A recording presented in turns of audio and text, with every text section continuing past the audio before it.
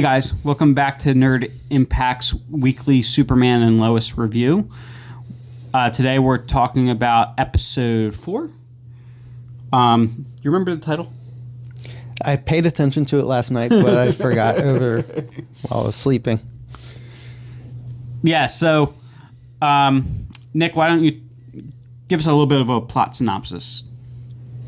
Well, I could go very detailed, but Just an overview. I watched it a little bit ago, so give me a refresher. So we're introduced to, I guess, the teens' reoccurring supervillain, like Jordan and John's supervillains. They're going to be like, it seems like they're going to be superpowered kids from their school, from the way this sounds, or maybe just superpowered people throughout Smallville, because they go up against their first foe, per se. A kid on their football team, his arm's tremoring and he can't control it. And then eventually it gets really bad, and then Jordan and Jonathan confront him. Right, but the way they do it, like, he's not really the villain or the antagonist. It's just like the situation is the antagonist. So they have that going on while Lois is dealing with this whole Morgan Edge thing, and she goes after him, and they have their little back and forth. She says, he can't scare her, and she's going to bring all of her cards to the table and just ruin him if he pushes her, if that comes to it. And Superman ends up, he's going back and forth between being the world savior and also being a father, and he's trying to be more of a father. So he gets in this fight with Kilgrave, and Jordan and Jonathan, while they're dealing with this kid from their football team, Jordan gets hurt, and Superman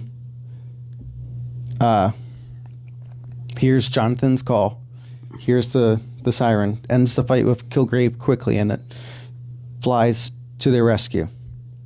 Sam's not happy with that. Sam, earlier on in the episode, told the kids that Superman is needed more to the world than they need him, and that they shouldn't distract him.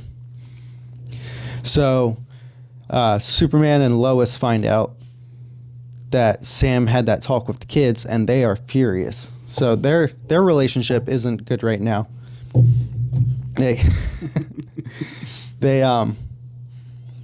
Superman laid down the law. He's like, these are my kids. You can't tell me how I'm going to raise them. Or you can't tell me that, anybody else is more important. What's most important is that I'm their father. So I'm going to be their father. I'm going to be there for them.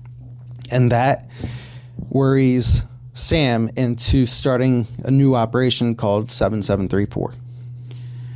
It's fun. So he's essentially starting, in the comics, another group, and I think it's associated with that group, like the Superman Revenge Squad, which is meant basically it's a contingency plan to take out Superman, and he's doing that because Superman wants to be a dad. Yeah, it doesn't make sense to me.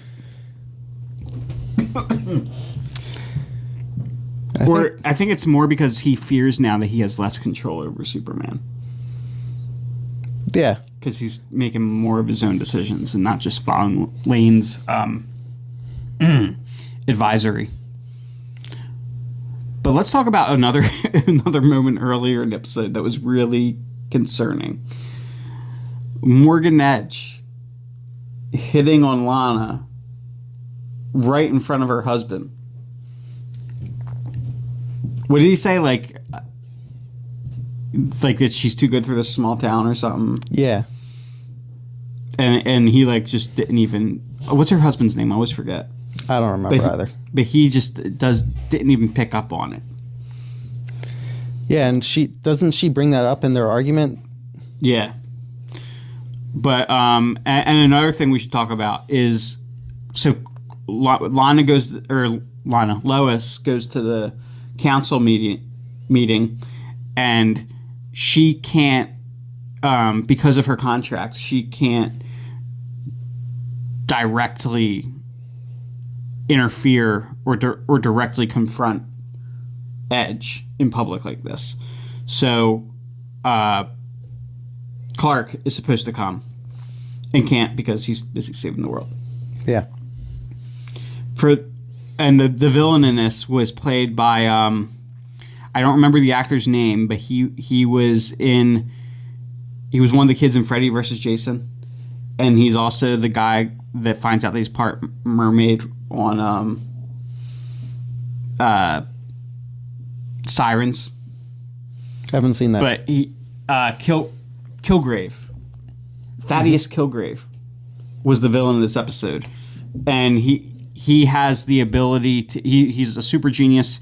In the comics, he has developed weapons for Intergang, which Intergang in the comics is ran by Morgan Edge's father, and also he has designed weapons for the Joker.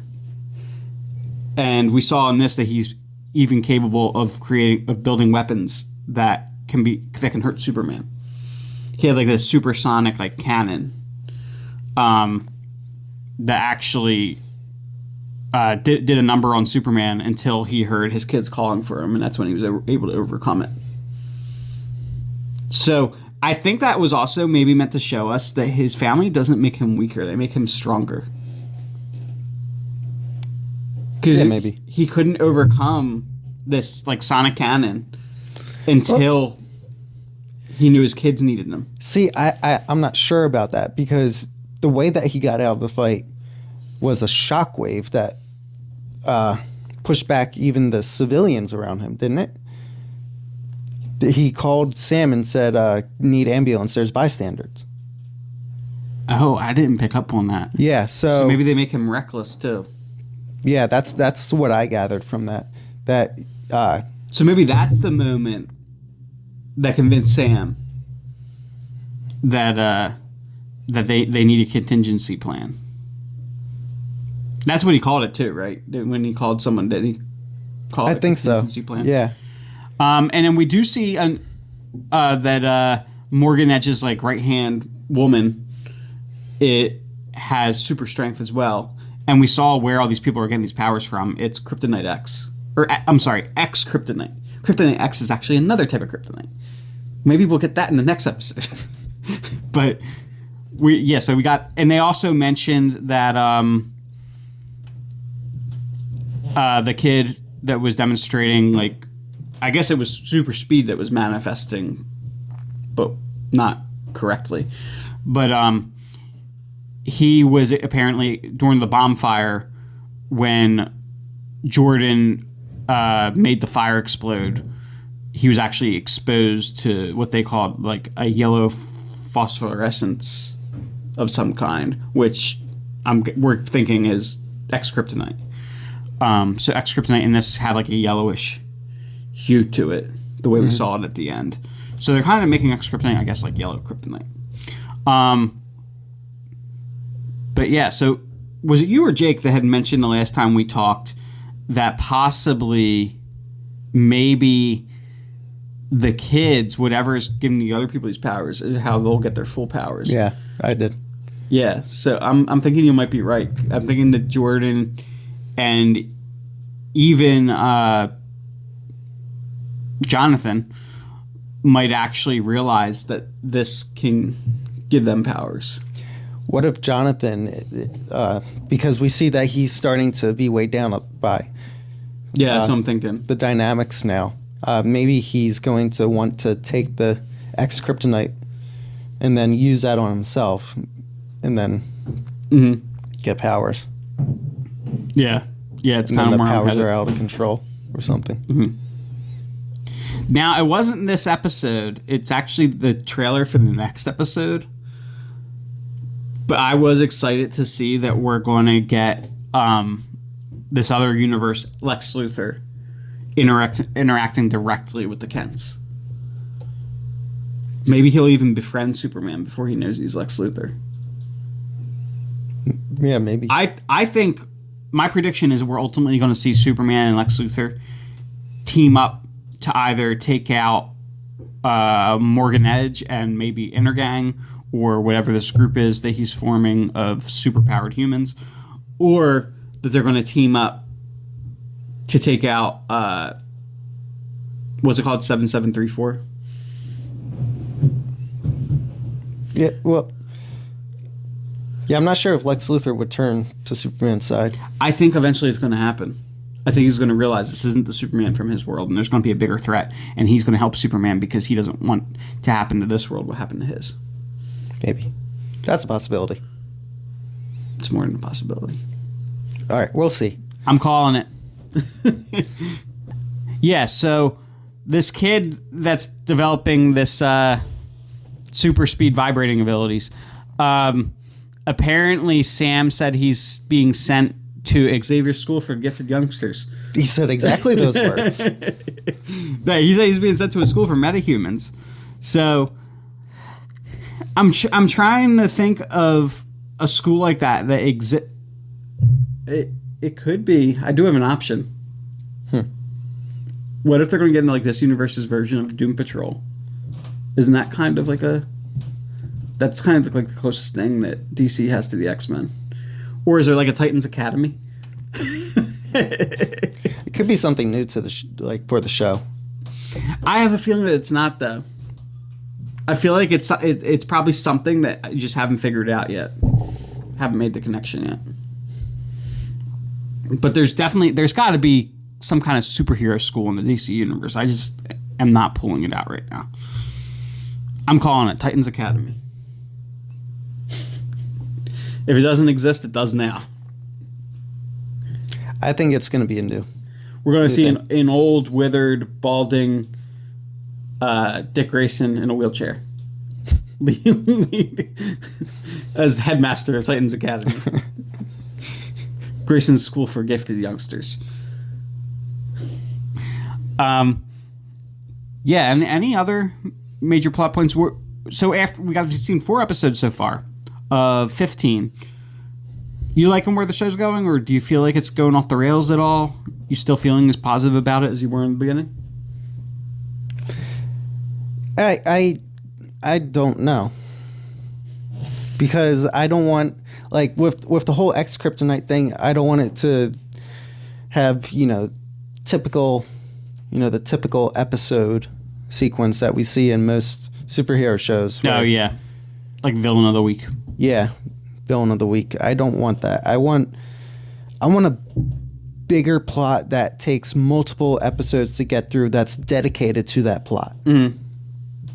Well, they've kind of been doing that so far. I mean, this Kilgrave character is the first time that we've really gotten a villain for the episode. You know what I mean? Well, okay. So Superman's going to have his villains, but then Jonathan and Jordan are going to have their villains. See, I don't believe see it that way, because I don't think that they had a villain this episode. I think it's going. This is leaning into that. Mm. I think more kids are going to be exposed to this X-Kryptonite, and Jonathan and Jordan are going to be involved as Jordan's learning to use his abilities. Mm-hmm. So it's going to be like a weekly, who's infected next, or along those lines. Guess we'll just have to wait and see. Do you think we're going to get Streaky the Super Cat? Because in the comics, that's the primary place the X-Kryptonite has been used, was it gave Streaky her powers. Maybe, or maybe we get Crypto. Although, they're if we're going to do Crypto, first of all, I kind of hope they don't do Crypto, because I don't want it to go that hokey way. But if they do Crypto, give us Crypto then. Don't do like Smallville Crypto, where then the dog's just named Shelby. No. I think so. They could do it this way. Lois and Clark are trying to be more family oriented because they moved to Smallville. They're trying to spend more time with their kids and be more involved in their lives. What's next? A dog. What happens to that dog? Find X-Kryptonite. X-Kryptonite. And then the dog, starts following Superman around on all of his worldwide missions. Yeah. Or at least tags along with the kids. Dog versus Darkseid. Tags along with the kids and kind of acts as their guardian or whatever. Mm-hmm. I don't know. I'm kind of hoping I hope it doesn't happen. But yeah, so that's this week's episode for Superman Lois. And we'll obviously continue watching every week, and we'll keep giving you all of our thoughts. Don't forget to like, comment, and subscribe on Facebook and on YouTube. And until next time, Stay nerdy.